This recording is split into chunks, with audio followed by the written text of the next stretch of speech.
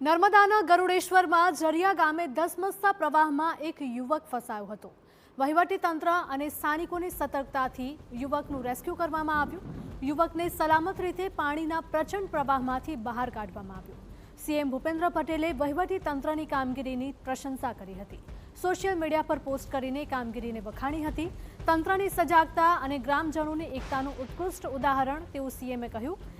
નર્મદાના ગરુડેશ્વર તાલુકાના જરિયા ગામની આ ઘટના કે જ્યાં નદીના પાણીમાં 22 વર્ષનો યુવક ફસાઈ ગયો હતો।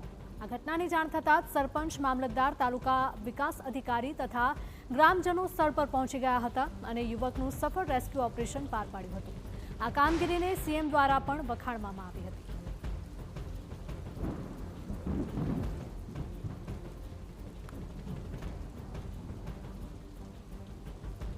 રેસ્ક્યુના આ દ્રશ્યો પણ સામે આવી રહ્યા છે અને સીએમએ ખુદ આ કામગીરીને બિરદાવી હતી।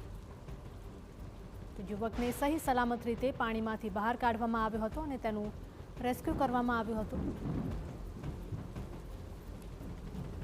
નર્મદાના ગરુડેશ્વરના જરિયા ગામની આ ઘટના સામે આવી છે કે જ્યાં પાણીના ધસમસતા પ્રવાહમાં એક યુવક વચ્ચે જ ફસાઈ ગયો હતો, પરંતુ તંત્રની ટીમ ત્યાં તૈનાત હતી અને યુવકને તાત્કાલિક હેમખેમ બચાવી લેવાયો હતો।